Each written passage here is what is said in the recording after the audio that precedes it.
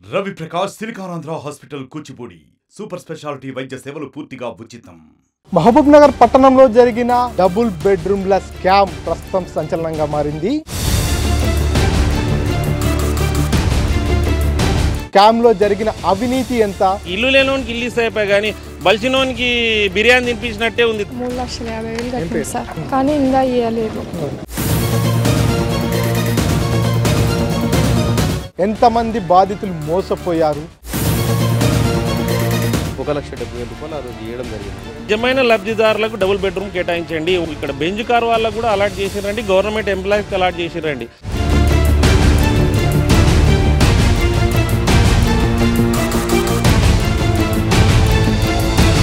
మహబూబ్ నగర్ పట్టణంలో జరిగిన double బెడ్రూమ్ల scam ప్రస్తుతం సంచలనంగా మారింది. ఒక్కో డబుల్ బెడ్రూమ్కు లక్షల రూపాయల వరకు లంచాలు తీసుకున్నారన్నటువంటి ఆరోపణలు పెద్ద ఎత్తున వినిపిస్తున్నాయి. డబ్బులు చెల్లించినటువంటి బాధితులు ప్రభుత్వ మార్పు, అధికారుల బదిలీల తర్వాత ఒక్కొక్కరుగా తెర మీదికి వస్తున్నారు. ఒక్కో ఇంటికి, ఒక్కో పట్టాకి 3 లక్షల రూపాయల నుంచి 5 లక్షల రూపాయల వరకు డబ్బులు చెల్లించామంటూ ఆరోపణలు చేస్తున్నారు. అసలు డబుల్ బెడ్రూమ్ స్కామ్ వెనక ఉన్నదెవరు? స్కామ్లో జరిగిన అవినీతి ఎంత? ఎంతమంది బాధితులు మోసపోయారు? ఎన్ని లక్షల రూపాయల స్కామ్ జరిగింది అనే అంశాలపై ఆర్టీవీ ఎక్స్క్లూజివ్ గ్రౌండ్ రిపోర్ట్. ఇల్లు లేని నిరుపేదలకు సొంతింటి కలను నెరవేర్చేందుకు గత బీఆర్ఎస్ ప్రభుత్వం డబుల్ బెడ్రూమ్ల పథకాన్ని తీసుకురావడం జరిగింది.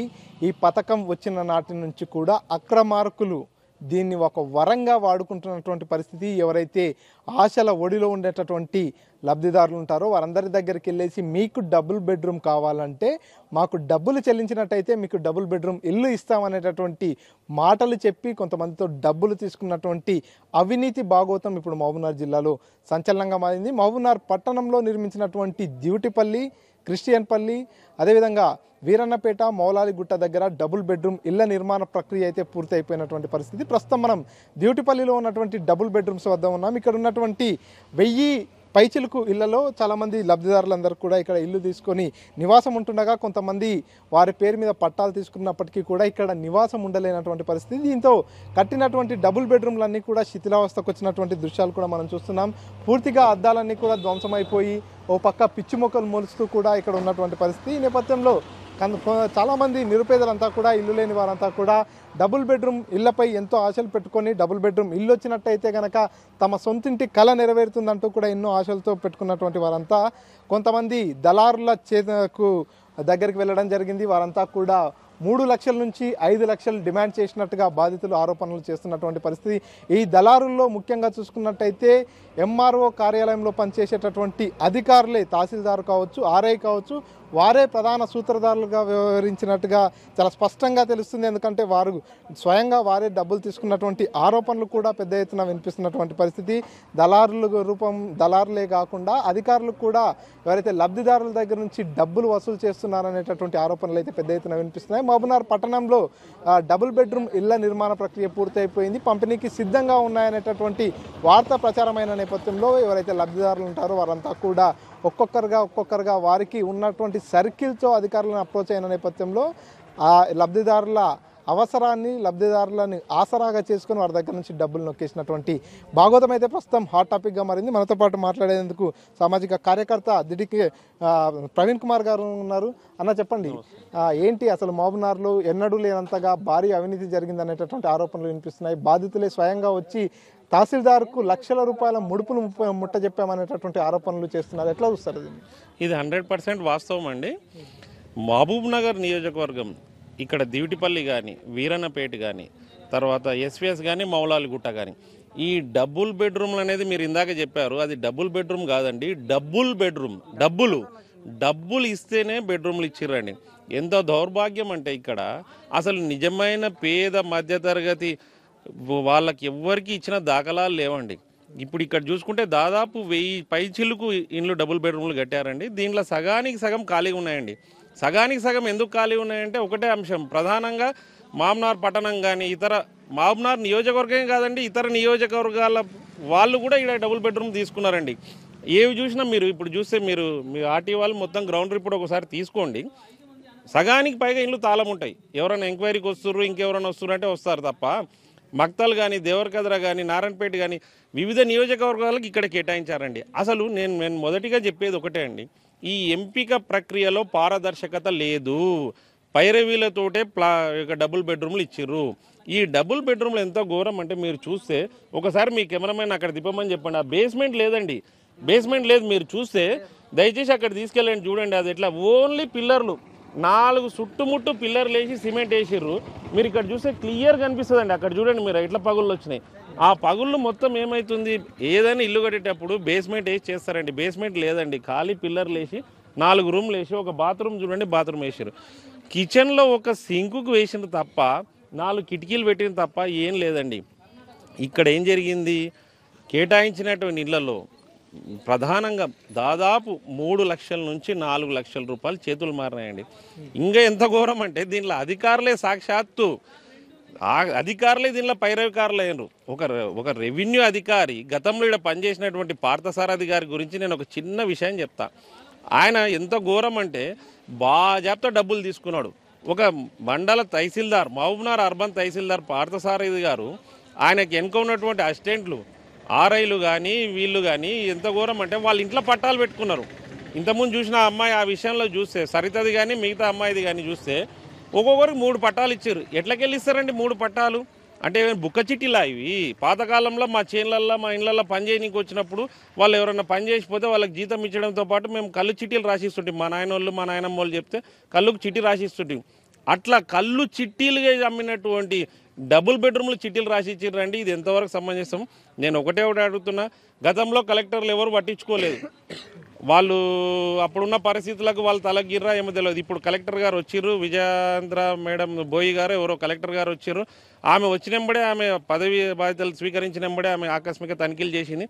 ఈ సందర్భంగా కలెక్టర్ గారు చెప్తున్నాను, అమ్మ తల్లి దయచేసి ఈ డబుల్ బెడ్రూమ్ల పైన మీరు విచారణ జరపండి, నిజమైన లబ్ధిదారులకు ఇవ్వండి. ఒక్కొక్కరు చెప్తున్నా కదమ్మా, ఇక్కడ డ్యూటీపల్లి కానీ ఈడ ఎంత ఘోరం అంటే గవర్నమెంట్ ఎంప్లాయీస్కి ఇచ్చిర్రు, డాక్టర్లకు, గవర్నమెంట్ జిల్లా ప్రధాన ఆసుపత్రిలో పనిచేసే డాక్టర్లకు ఇక్కడ ఇచ్చిరండి. డాక్టర్లకు ఎట్లా ఇస్తారండి బీపీఎల్ కింద? కానీ ఈయన ఎట్లా అర్హుడు అవుతాడు? నేనేమంటున్నానంటే బీపీఎల్ కింద వీళ్ళ ప్రామాణికం ఏంది? నేను చెప్పే ఈ ఎంపిక ప్రక్రియలోనే పారదర్శకత లేదు. ఈ ఎంపిక ప్రక్రియ పైన వేసాలి, కలెక్టర్ గారు వెంటనే స్పందించాలి, ఆమె రెవెన్యూ యంత్రాంగాన్ని. ఇంకొక ఘోరం ఏంటంటే ఇక్కడ ఉన్నటువంటి వ్యక్తులు ఎవరైతే ఎంక్వైరీకి వస్తున్నారో వీళ్ళు పైరవీలు చేసుకొని ఆ కన్సర్న్ ఆర్ఐ కానీ డీటీ కానీ వాళ్ళతో చెప్పించుకొని మళ్ళీ రాపించుకుంటున్నారు. ప్రత్యక్షంగా ఒక ప్రత్యేక కమిటీని వేయాలి. నేనేమంటున్నామంటే మేము ఈ సందర్భంగా ముఖ్యమంత్రి రేవంత్ రెడ్డి గారికి మేము ఫిర్యాదు చేయడం జరిగింది.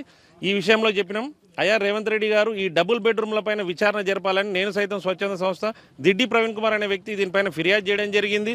మేము ఇంకోటి కూడా డిమాండ్ చేస్తున్నాం, కలెక్టర్ గారిని డిమాండ్ చేస్తున్నాం, ముఖ్యమంత్రి రేవంత్ రెడ్డి గారిని కూడా డిమాండ్ చేస్తున్నాం. అయ్యా అసలు నిజమైన లబ్ధిదారులకు డబుల్ బెడ్రూమ్ కేటాయించండి. ఒక్కొక్కరికి 3 అంతస్తుల భవనాలు ఉన్న వాళ్ళకు, బెంజ్ కార్ వాళ్ళకు, ఇక్కడ బెంజ్ కార్ వాళ్ళకు కూడా అలాట్ చేసిరండి, గవర్నమెంట్ ఎంప్లాయీస్కి అలాట్ చేసిరండి. వాటిపైన విచారణ జరపాలి. కేవలం దివిటిపల్లిలో నిర్మించిన డబుల్ బెడ్రూమ్లోనే ఈ అవినీతి అక్రమాలు జరిగాయి? మిగతా మీరు చెప్పినట్టు మౌలాలిగుట్ట కానీ వీరన్నపేట అన్ని చోట్ల కూడా ఇటువంటి అన్ని చోట్ల జరిగిందండి. అసలు ఈ డబుల్ బెడ్రూమ్ల ఎంపిక పారదర్శకత లేదు. నేనేం చెప్తున్నాను, మౌలాలిగుట్టలో కానీ వీరన్నపేటలో దాదాపు 670 నుంచి 700 ఇండ్లు నిర్మించారండి. ఆన్ రికార్డ్ చెప్తున్నా నేను, అక్కడ వచ్చేసి దాదాపు 3 లక్షల రూపాయలు ఒక్కొక్క డబుల్ బెడ్రూమ్లకు లంచాలు తీసుకొని, అక్కడ ఉన్నటువంటి చోటా మోటా లీడర్ తీసుకొని 3 లక్షలు తీసుకొని లక్ష ఆయన పెట్టుకొని 2 లక్షలు ఈ యొక్క రెవెన్యూ అధికారులకు ఇచ్చిర్రండి. ఎంత ఘోరం అండి. అక్కడ ఉన్నోళ్ళు ఆ వీరన్నపేటలో ఉన్న వాళ్ళకి ఈడ అలాట్ చేసిర్రు. అంటే ఇప్పుడు ఎక్కడ పోతుంది వీళ్ళ ఎంపిక ప్రక్రియ? వీరన్నపేట ఉన్నాక ఆ పక్కన ఉన్నట్టు డబుల్ బెడ్రూమ్కి ఇవ్వకుండా ఈడ ఇస్తే ఎట్లా వస్తాడు ఆయన? ఇంకోటి చెప్తున్నా, మౌలాలిగుట్టతో పాటు సర్వే నెంబర్ 25 ఉందండి. ఇది పెద్ద అసలు వివాదాస్పదమైనటువంటి అంశం. ఇది దయచేసి దీనిపైన కలెక్టర్ గారు విజేంద్ర బోయి గారు మేడం గారు స్పందించాలి. అసలు ఈ 25 సర్వే నెంబర్ అనేది ఎస్విఎస్ ఆసుపత్రి వెనకాల ఉంటుందండి. దీంట్లో ఇష్టానుసారంగా డబుల్ బెడ్రూమ్లు కేటాయించారండి. గతంలో మాజీ మంత్రి పులివీరన్న గారు ఉన్నప్పుడు కానీ, మాజీ మంత్రి డీకేఆర్న ఉన్నప్పుడు కానీ కొంతమందికి పట్టాలు ఇచ్చేయడం జరిగిందండి. ఆడ ఎక్స్ సర్వీస్మెన్స్కి ఇచ్చిండ్రు, విలేకరులకు ఇచ్చిండ్రు, జర్నలిస్ట్ కోటాలు ఇచ్చారు. ఆ జర్నలిస్ట్ కోటాలో చెప్పుకుంటే ఎంత ఘోరం అంటే ఒక్కొక్క విలేకరి 3 4 ప్లాట్లు తీసుకున్నాడండి. అసలు అసలు పనిచేసే వ్యక్తులకు ఇక్కడ సరైన ఎంపిక జరగలేదండి. ఇక్కడ నుంచి ఈ జిల్లా కాకుండా వేరే జిల్లా పోయిన వాళ్ళు ఎప్పుడెప్పుడో 20 ఏళ్ల కింద 30 ఏళ్ల కింద చేసుకున్న వాళ్ళు కొంతమంది అమ్ముకొని పోయినరు. అదే ప్లాట్లను వీళ్ళు తీసుకున్నారు. మేము చెప్పేది ఒకటి, జర్నలిస్టులకు కేటాయించిన సర్వే నెంబర్ 25లో జర్నలిస్టులకు కేటాయించిన ఇండ్ల మీద కూడా పూర్తి స్థాయిలో విచారణ జరపాలి. జర్నలిస్ట్ కాలనీ పేరిట ఏర్పాటు చేసినటువంటి డబుల్ బెడ్రూమ్లలో ఎవరెవరో ఉంటున్నారండి. అసలు కార్యకర్తలకు ఇచ్చుకున్నారు, డూప్లెక్స్ ఇండ్లు కట్టుకున్నారు. వీళ్ళు బీపీఎల్ కింద ఎట్లయితారు? దాంట్లో ఇంకొక విషయం చెప్తున్నానండి. జర్నలిస్ట్ కోటాలో ఇచ్చినటువంటి డబుల్ బెడ్రూమ్లలో ఉద్యోగస్తుల పిల్లలకి ఇచ్చిర్రండి. ఉపాధ్యాయ వృత్తిలో టీచర్ ఇక్కడ బాల్నార్ రాజాపూర్లో పనిచేసే ఒక మహిళా ఉద్యోగి, ఆమె కూతురు బీపీఎల్ కింద ఎట్లా అర్హత? ఆమెకు 10 లక్షల రూపాయలు పెట్టి చదివిస్తున్నారు హైదరాబాద్లో. ఆమె 10 లక్షలు ఫీజు కట్టి చదివించే అమ్మాయికి బీపీఎల్ కింద ఎట్లా అర్హురాలు అవుతుంది? వాళ్ళ అమ్మ టీచరు, వాళ్ళ నాయన గతంలో టీచర్ పనిచేసి రాజీనామా చేసిండా, మరి దొంగ సర్టిఫికేట్ ఇచ్చిర్రా, ఆయన పక్కన పెట్టినరు. ఆ దానిపైన చేయాలి. ఇంత ఘోరాలు జరుగుతుంటే మీరు ఎట్లా ఎంపిక ప్రక్రియ చేస్తారు? మొత్తంగా ఇంత అవినీతి జరిగింది, ఇన్ని అక్రమాలు జరిగాయని చెప్తున్నారు. ఒక సామాజిక కార్యకర్తగా మీరు ఎట్లా ముందుకెళ్తారు ఈ ఇష్యూ? ఆల్రెడీ మేము ఫిర్యాదు చేసినాం. గతంలో కూడా కలెక్టర్ గారికి ఫిర్యాదు చేసినాం. ఇప్పుడు కూడా మీకు చూపించాను. రేవంత్ రెడ్డి గారి ముఖ్యమంత్రి కూడా ఫిర్యాదు చేసినాం. అయ్యా, నీ సొంత జిల్లాలో ఏం జరుగుతుంది మీరు చూడండి అని చెప్పినాం. ఈ అన్నిటిపైన సాక్ష్యాధారాలతో సహా ఉన్నాయండి. మాకు ప్రభుత్వ ఉద్యోగులు కాదు, కాంట్రాక్ట్ ఉద్యోగులు, భూత్పూర్లో పనిచేసే ఒక మహిళా కాంట్రాక్టరు, ఆమె వాళ్ళ బిడ్డకి తీసుకోగలిగింది. వాళ్ళు వేరే గ్రామంలో 10% ల్యాండ్ గవర్నమెంట్ ల్యాండ్లో కబ్జా చేస్తే దానిలో ప్లాట్లు కట్టుకున్నారు. 3 ఎకరాల భూమి ఉంది. ఒక ఆయనకైతే 19 ఎకరాలు భూమి ఉన్న వ్యక్తికి బీపీఎల్ కింద ఇట్లా ఇస్తారు. ఇంకో ఆయన టీచరు. నేను చెప్పేది ఒకటే చెప్తున్నాను. జర్నలిస్ట్ కాలనీలో జరుగుతున్న అవినీతి పైన విచారణ జరపాలి, దివిటిపల్లిలో జరగాలి, మౌలాల్లో జరగాలి. ఒకటి అంటున్నానండి, మేము ఒక సామాజిక కార్యకర్త మేము డిమాండ్ చేసేది ఏంటంటే, ఒక ప్రభుత్వం ఒక మంచి పథకం తీసుకున్నది, డబుల్ బెడ్రూమ్ ఇవ్వాలనుకున్నప్పుడు నిజమైన లబ్ధిదారులకు అవసరం ఎవరికి ఉంది, ఇబ్బంది లేనోనికి, ఇల్లు లేనోనికి ఇల్లు ఇస్తే అయిపోయి, కానీ బలిసినోనికి బిర్యానీ తినిపించినట్టే ఉంది తప్ప ఇక్కడ పేదోనికి జరుగుతలేదండి. మేము ఈ విషయంలో గతంలో ఫిర్యాదు చేసినాం. ఆ ఫిర్యాదు మేరకు మేము కొంతమంది అధికారులు మాకు ఇచ్చిరండి. హౌసింగ్ శాఖలో కూడా మేము ఫిర్యాదు చేయడం జరిగింది. వాళ్ళు ఇచ్చిన సమాచారం మీకు ఒక విషయం చెప్తాను. హౌసింగ్ శాఖ ఏం చెప్తుంది, మేము ఇల్లే కట్టియలేదు, మేము ఎవరికి ప్రొసీడింగ్ లేదు. ఈడ ఇంకొక చాలా ఇంపార్టెంట్ పాయింట్ గుర్తించాలండి మీరు. అసలు ప్రొసీడింగ్లే లేవండి. చాలా మటుకు సార్ డబుల్ బెడ్రూమ్ల అలాట్మెంట్లో కేవలం పట్టా ఇచ్చిర్రు. పట్టా ఈక్వల్స్ టు పాంప్లెంట్ అండి. పట్టా ప్రామాణికం కాదు. ఎప్పుడైతే లీగల్గా మీరు ప్రొసీడింగ్ ఇస్తే, తహసీల్దార్ కానీ కలెక్టర్ కానీ ఇస్తేనే అది చెల్లుతుంది తప్ప చాలా దానివల్ల ఖాళీ పట్టాలు ఇప్పుడు చెప్తే కానీ నేను కలుదుకున్నాము చిట్టీలు మనం ఇంట్లో రాసి పనిచేసే వాళ్ళు వ్యవసాయానికి వచ్చినప్పుడు రాసి ఇచ్చినట్టే రాసి ఇచ్చారు తప్ప దీనిలో అధికారిక ఉత్తర్వులు లేవండి. ఖాళీ పాంప్లెంట్లు ఇచ్చిర్రు. దీనిపైన నేను సైతం పోరాడుతుంది. దీనిపైన ప్రజా ప్రయోజన వ్యాజ్యం దాఖలు చేస్తున్నాం. మేము దివిటిపల్లి కానీ, మౌలాలిగుట్ట కానీ, వీరన్నపేట కానీ 25 నెంబర్ సర్వే నెంబర్ల నుండి జర్నలిస్టులకు కానీ అధికారులకు ఎవరైతే ఉన్నో దానిపైన ప్రజా ప్రయోజన వ్యాజ్యం దాఖలు చేస్తున్నాం. నేను సైతం స్వచ్ఛంద సంస్థానంలో రాష్ట్ర అత్యున్నత న్యాయస్థానాన్ని ఆశ్రయించి ఈ యొక్క డబుల్ బెడ్రూమ్లో జరిగిన అవినీతిపై నిజాలు నిక్కి తీసే వరకు నేను సైతం పోరాడుతుంది. మొత్తంగా చూస్తున్నాం డబుల్ బెడ్రూమ్ల వ్యవహారంలో మహబూబ్నగర్ పట్టణంలో నిర్మించినటువంటి అన్ని చోట్ల, కేవలం దివిటిపల్లిలో కాదు అన్ని చోట్ల కూడా ఈ అవినీతి కంపు కొడుతుంది. ఎక్కడ చూసినా డబ్బులు చెల్లిస్తే కానీ పట్టాలు చేతికి అందించలేదు. ఇవి డబుల్ బెడ్రూమ్లు కాదు, డబ్బుల బెడ్రూమ్లు అనేటటువంటి ఆరోపణలు ఇక్కడ చేస్తున్నటువంటి పరిస్థితి. మరి చూడాలి, కొత్తగా ఏర్పడినటువంటి కాంగ్రెస్ గవర్నమెంట్, జిల్లాకు కొత్తగా వచ్చినటువంటి కొత్త కలెక్టర్ ఎటువంటి చర్యలు తీసుకుంటారు, ఇందులో బాధితులుగా ఉన్న వారికి ఎటువంటి న్యాయం చేస్తారు, అక్రమాలకు పాల్పడినటువంటి అధికారులకు ఎటువంటి పనిష్మెంట్ ఇస్తారు, ఏం జరుగుతుంది అనేది వేచి చూడాలి. డబుల్ బెడ్రూమ్ ఇళ్ల కోసం దాదాపుగా లక్షల రూపాయల ముట్ట చెప్పాము. డబుల్ బెడ్రూమ్ల వ్యవహారంలో భారీ అవినీతి జరిగింది అంటూ బాధితులు ఒక్కొక్కరుగా బయటకు వస్తున్నారు. ఒక్కో డబుల్ బెడ్రూమ్కు 3 లక్షల రూపాయల నుంచి 5 లక్షల రూపాయల వరకు అప్పటి అధికారులు నేరుగా లబ్ధిదారుల నుంచి తీసుకున్నారనేటటువంటి ఆరోపణలు ప్రస్తుతం జిల్లాలో సంచలనంగా మారాయి. ప్రస్తుతం మనం మహబూబ్నగర్ పట్టణంలోని దివిటిపల్లి డబుల్ బెడ్రూమ్స్ వద్ద ఉన్నాం. ఇక్కడ మనతో పాటు కొంతమంది బాధితులు కూడా ఉన్నారు. లక్షల రూపాయల డబ్బులు చెల్లించాం కానీ ఇప్పటిదాకా డబుల్ బెడ్రూమ్ రాలేదంటున్నారు. వారి దగ్గర ఇంతకు ఏ ఆధారాలు ఉన్నాయి, ఎవరికి చెల్లించారు, ఆ అధికారి ఎవరు, ఏంటనే వివరాలను వాళ్ళతోనే మాట్లాడదాం. చెప్పండి, ఏంటి మీ పేరు, మీకు ఏం అన్యాయం జరిగింది, డబుల్ బెడ్రూమ్ కోసం ఎంత డబ్బులు చెల్లించారు? అన్న, నా పేరు పాపిశెట్టి వెంకటేష్, కొంటల వెంకటేష్ అంటారు చాలా మటుకు. అన్న, మా కార్మికులకు అన్యాయం జరిగిందన్న, నాకైతే ఏం జరగలేదు. కార్మికులకు ఏ విధంగా జరిగిందంటే, ఒక డబుల్ బెడ్రూమ్కు 3 లక్షల రూపాయలు ఇస్తే ఇల్లు ఇస్తామని చెప్పడం వల్ల మేము పార్థసారథి గారిని ఫస్ట్ అప్రోచ్ అయినాం. ఏ విధంగా అప్రోచ్ అయినామంటే, మా ఫ్రెండ్కు హ్యాండిక్యాప్డ్ మురళి అని ఉంటాడు, సప్లై కంపెనీ ఉంది ఆయనకు ఫస్ట్ డబుల్ బెడ్రూమ్ కావాలని చెప్పి సార్ని అడిగితే ఇండస్ట్మెంట్ వేయించుకోనరా, ఇంతకుముందు వేయించుకొచ్చినట్టు శ్రీనివాస్ గౌడ్ దగ్గర అంటే ఇండస్ట్మెంట్ వేయించుకొని రావడం జరిగింది. వచ్చినాక వారం లోపల పట్ట ఇవ్వడం జరిగింది ఆయనకు ఇరినపేటలో. ఇచ్చినప్పుడు ఏమన్నా దావత్ ఈ వెంకటేష్ అని చెప్పి అడిగాడు.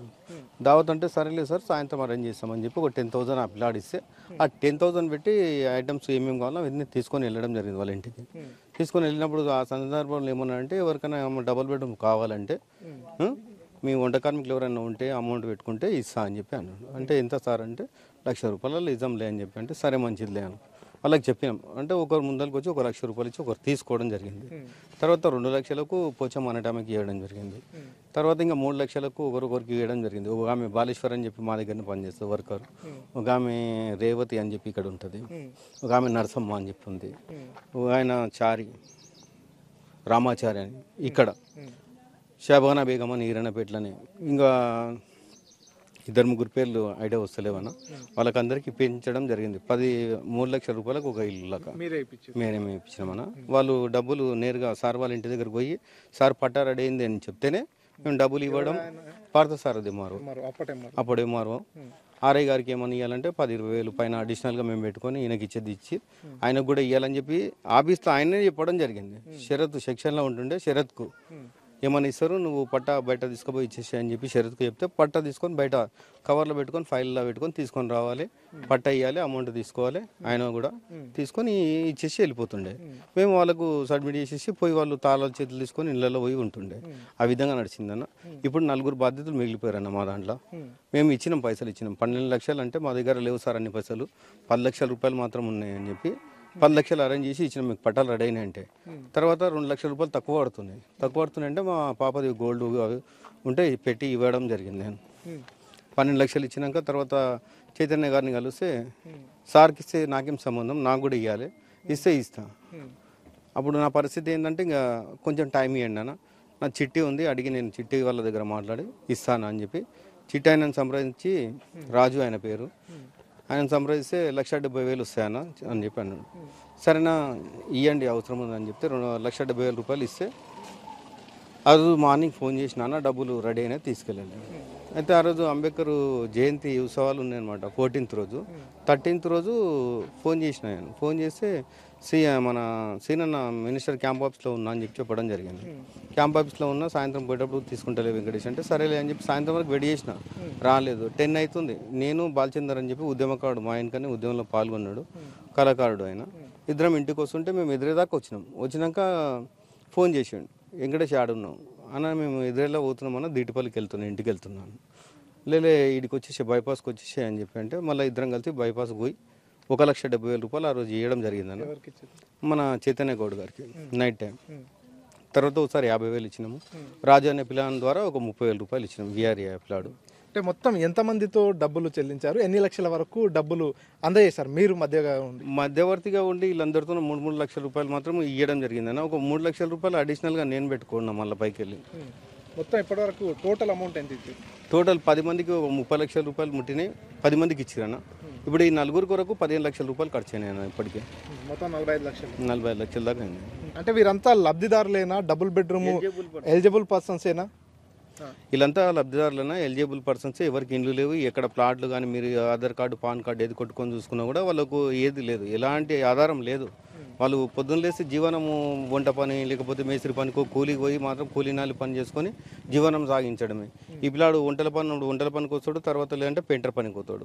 ఈయన హోటల్ పనికి పోతాడు, పొద్దున పూట పని ఉన్నప్పుడు మా దగ్గర వంట పనికి వస్తాడు. ఈ పాప కూడా వంట పనికి వస్తుంది, పని లేనప్పుడు మేస్త్రి పనికి పోతుంది. ఇలా ఆయన ఆటో నడుపుతాడు.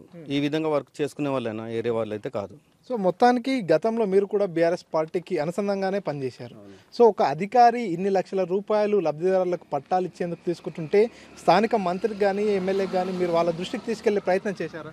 నేను మంత్రి శ్రీనివాస్ గౌడ్ దృష్టికి గతంలో తీసుకెళ్తే అవన్నీ ఉత్తిమాటలు అవన్నీ ఏం పెట్టినాం అని చెప్పి డామినేట్ చేయడం జరిగింది. సరే మంచిది అని చెప్పి కాము జరిగాం.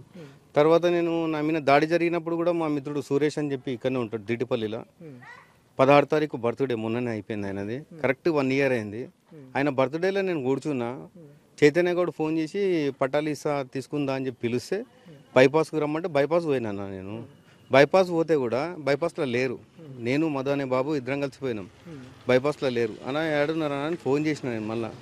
అంటే పాల్కొండ దాబాలో కూర్చున్నా అన్నాడు. పాల్కొండ దాబాకు వచ్చి తీసుకపో అంటే నేను పాల్కొండ దాబాకు మళ్ళీ ఇప్పుడు ఈడికి వచ్చిందే ఎక్కువ అంటే మళ్ళీ ఆడికి రమ్మంటాను. నేను రానన్నా, మనం కెచ్చేసుకుందాం అంటే అవ్వు అన్నాడు. అన్నప్పుడు మనం ఇంటికి వచ్చినాం. ఇంటికి వచ్చినాక మళ్ళీ ఫోన్ చేసి మళ్ళీ పిలవడం జరిగింది. ఇల్లు లోపల ఉంటుంది కాబట్టి మనం బయటకు నడుచుకుంటూనే రావాలి. వచ్చినాక ఇక్కడ ఆయన ఏమనుకున్నాడంటే పట్టుకొని కారు ఎక్కువ అని చెప్పి గుంజుకోవడం ఇలాంటివి చేయడం జరిగింది.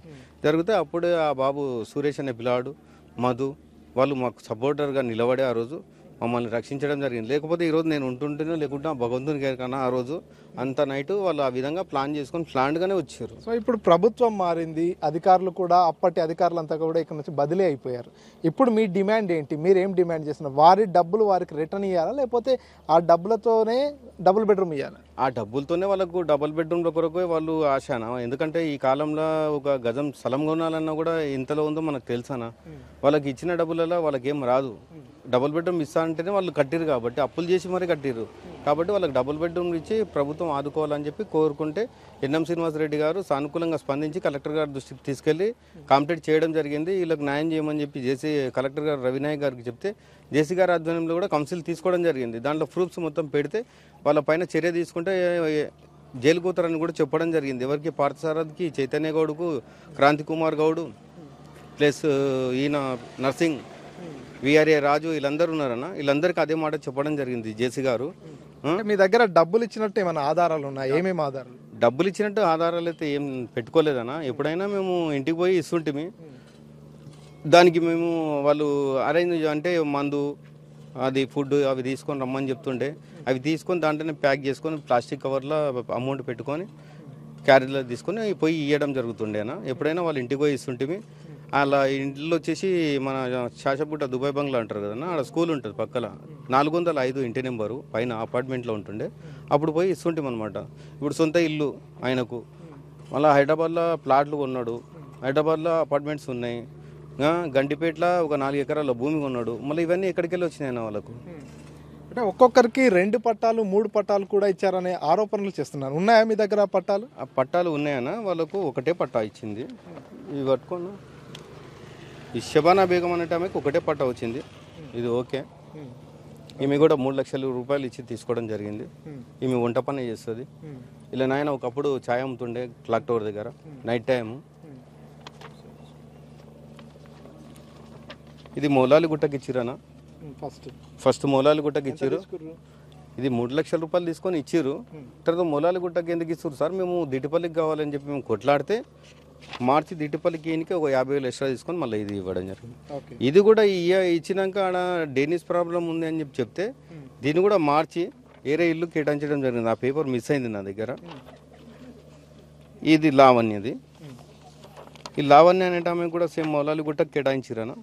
కేటాయిస్తే సార్ మేము అడిగింది దిటిపల్లి కాబట్టి దిటిపల్లి ఇవ్వండి అని చెప్పి కొట్లాడితే ఇది మార్చేసి మళ్ళీ మాకు ఇక్కడ ఇవ్వడం జరిగింది. ఈ పేపర్ పక్కకు సత్తి ఈ నెంబర్ కేటాయించిన H222573 లావణ్యకు. ఈ డబుల్ బెడ్రూమ్ కేటాయించినాక దీంట్లో ఏరే పర్సన్స్ ఉన్నారన్న ఆల్రెడీ ఉన్నారు. వాళ్ళ పేరు మీద పట్టా ఉంది, ఒరిజినల్ సేమ్. అరే వాడ ఉన్నారు కదన్న అని చెప్పి అంటే మళ్ళీ మార్చడానికి మళ్ళీ డబ్బులు తీసుకొని మార్చారు. మొత్తం వీళ్ళు వచ్చేసి 5,90,000 రూపాయలు కట్టుకున్నారన్న ఇల్లు. హ్యాండిక్యాప్డే గోల్డ్ గిరిపెట్టి కట్టిరన్న ఇల్లు. పాపం ఈ పాప ఈ రోజు కూడా బాధపడుతుంటుంది. బంగారం లేదు, నా ఇది లేదు, ఇల్లు మాత్రం ఉంది అన్న అని చెప్పి ఏడుచుకుంటూ ఉంటుంది. ఈరోజు కూడా వాళ్ళ ఫాదర్కు జర హెల్త్ బాగాలేక హాస్పిటల్కు దానిలోకి తిరుగుతున్నారు వాళ్ళు. కాబట్టి వాళ్ళు ఇప్పుడే మన ముంగలికెళ్ళి వెళ్ళారు కూడా. కానీ ఏమంటే ఇప్పుడు వాళ్ళు హెల్త్ బాగాలేదు కాబట్టి మనం ఏం డిస్టర్బ్ చేయదలుచుకోలేదన్న. నిన్న ఉండేవాళ్ళు. వాళ్ళకు ఉన్నది ఇది ఒకటే అన్న. ఇప్పుడు వాళ్ళు 3 పట్టాలు కాదు, ఒకటే పట్టా ఒకటే ఇల్లు. సో చూస్తున్నాం మొత్తంగా భారీ అవినీతి అనేది చాలా క్లియర్గా కనిపిస్తుంది.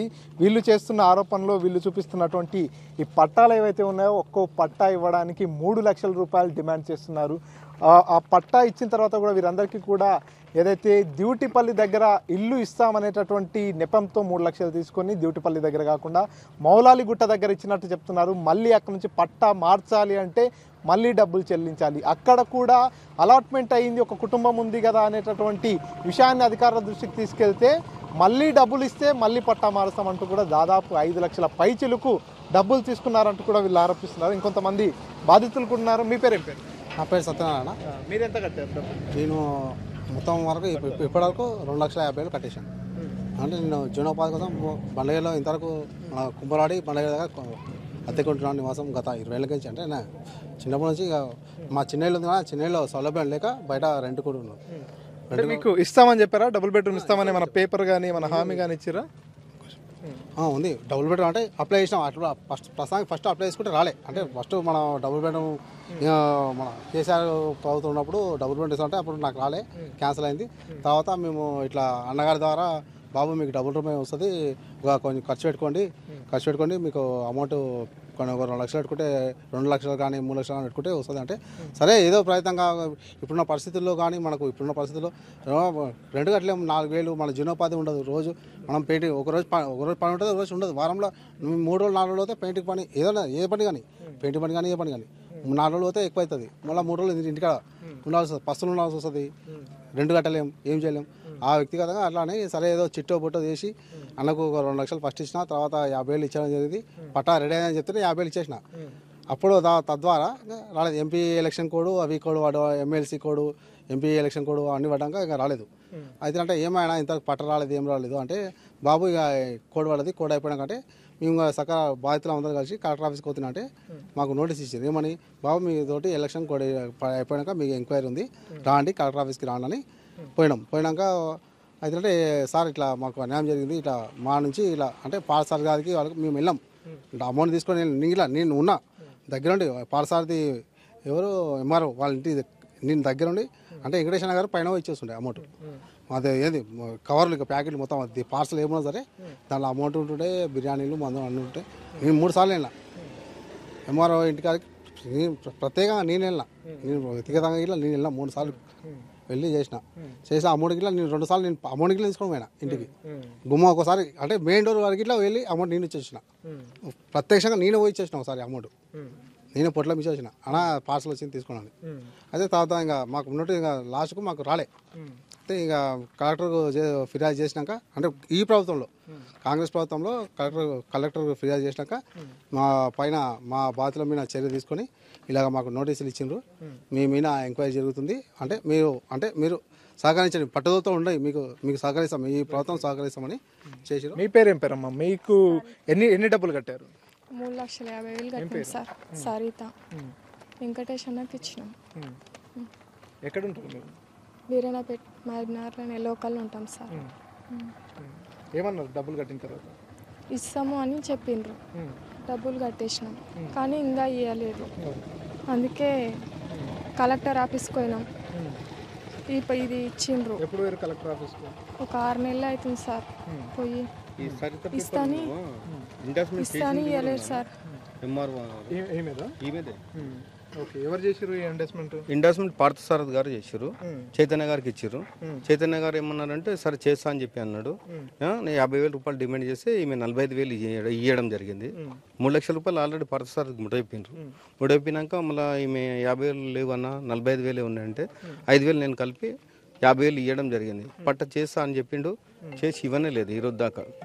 ఇప్పుడు ఎక్కడ చేస్తుండే ఇప్పుడు పార్థసారథి డ్యూటీ? పార్థసారథి గారు షాద్నగర్లో చేస్తారు అన్న. ఈరోజు మీరు కాంటాక్ట్ అవుతారు అతన్ని, మీరు ఇన్ని డబ్బులు కట్టినాం కదా, వీళ్ళంతా ఇంతమంది బాధితులు నా చుట్టూ తిరుగుతున్నారు, వారికి సొల్యూషన్ ఏందని మీరు కాంటాక్ట్? నేను పోయి మాట్లాడడం కూడా జరిగిందన్న, దానికి సంబంధించిన వీడియో కూడా ఉంది నా దగ్గర.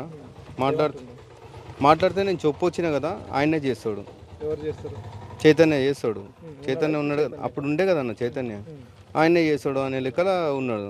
ఇప్పుడు మేము ఇప్పించిన ఈ పట్టా పేపర్స్ కూడా 10 ఒక్కరిది ఉన్నాయన్న. ఇక 10 మంది అన్నారు కదా, 10 మంది వీడ ఉంటాయి, 10 ఒక్కరు ఉంటాయి, ఎందుకంటే ఇప్పించినాం కాబట్టి.